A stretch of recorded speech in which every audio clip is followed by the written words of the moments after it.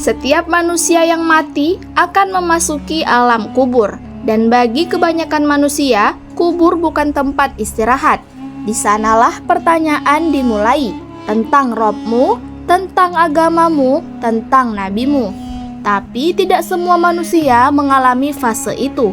Ada golongan tertentu yang tidak ditanya sama sekali, bukan karena mereka lolos begitu saja, tapi karena keadaan mereka sudah cukup untuk menjadi jawaban. Alam kubur adalah fase pertama dari akhirat. Rasulullah menyebutnya sebagai penentu awal. Jika seseorang selamat di kubur, maka setelahnya akan lebih mudah. Jika gagal di kubur, maka setelahnya lebih berat. Namun Allah Maha Adil, dan tidak semua manusia diperlakukan dengan cara yang sama. Golongan pertama yang tidak ditanya di alam kubur adalah orang yang mati syahid. Syahid bukan hanya mati di medan perang. Syahid adalah orang yang mati dalam keadaan membela agama Allah dengan niat yang benar dan memenuhi syarat-syaratnya.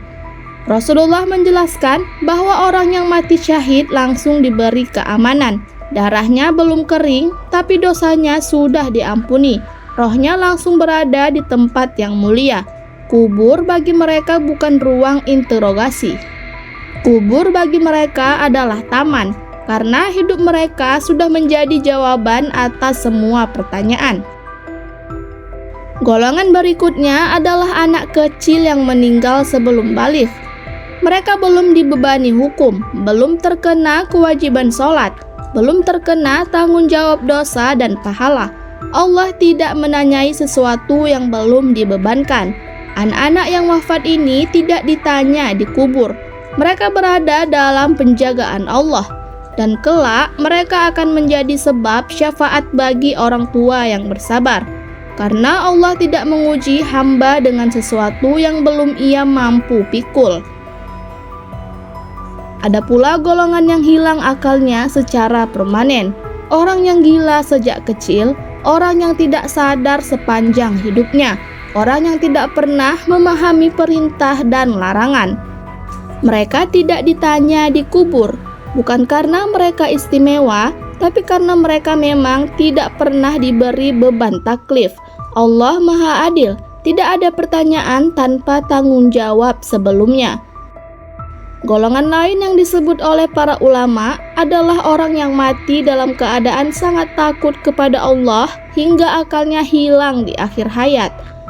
Mereka wafat dalam kondisi ketakutan yang sangat, penyesalan yang dalam, dan penyerahan total kepada Allah. Sebagian ulama menyebutkan bahwa keadaan ini membuat pertanyaan kubur tidak berlaku sebagaimana umumnya. Karena rasa takut dan penyesalan itu sendiri sudah menjadi bentuk pengakuan dan jawaban. Ada juga pendapat yang menyebut orang yang mati di hari Jumat atau malam Jumat. Dalam beberapa hadis disebutkan bahwa orang yang wafat di hari atau malam Jumat dilindungi dari fitnah kubur. Para ulama menjelaskan bukan berarti semua pertanyaannya hilang mutlak, tapi mereka diberi perlindungan khusus dari azab kubur. Ini menunjukkan keutamaan waktu dan rahmat Allah yang luas. Sebagian ulama juga menyebut orang yang mati dalam keadaan ribat, yaitu menjaga perbatasan kaum muslimin demi keamanan umat. Mereka disamakan dengan syahid dalam banyak keutamaan, termasuk keamanan di alam kubur. Karena hidup mereka dihabiskan untuk menjaga agama dan kaum beriman. Namun ada satu hal penting yang sering dilupakan. Tidak ditanya di kubur bukan berarti lebih mulia dari semua orang. Dan ditanya di kubur bukan berarti pasti celaka. Banyak orang saleh yang tetap ditanya. Banyak orang beriman yang tetap mengalami pertanyaan kubur. Karena pertanyaan kubur bukan hanya ujian. Bagi orang beriman itu adalah penguat, kesempatan untuk menjawab dengan tenang, kesempatan untuk merasakan nikmat kubur. Yang benar-benar menakutkan bukan pertanyaan kubur, tapi tidak mampu menjawabnya. Karena ada manusia yang di dunia mengaku beriman, tapi hidupnya bertentangan dengan ucapannya. Lisan berkata Allah, tapi hidup tidak pernah melibatkan Allah.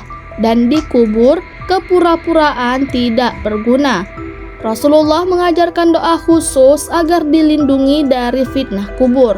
Beliau sendiri sering berdoa meminta perlindungan dari azab kubur. Jika Nabi saja berlindung, lalu siapa kita sampai merasa aman? Pertanyaan kubur tidak menunggu kita siap. Ia datang begitu tanah menutup tubuh. Dan yang menjawab bukan mulut, tapi iman yang hidup di dada. Maka pertanyaan sebenarnya bukan apakah kita akan ditanya di kubur atau tidak. Pertanyaan yang lebih jujur adalah, jika malaikat datang hari ini, apakah hidup kita sudah cukup jujur untuk menjawab tanpa ragu?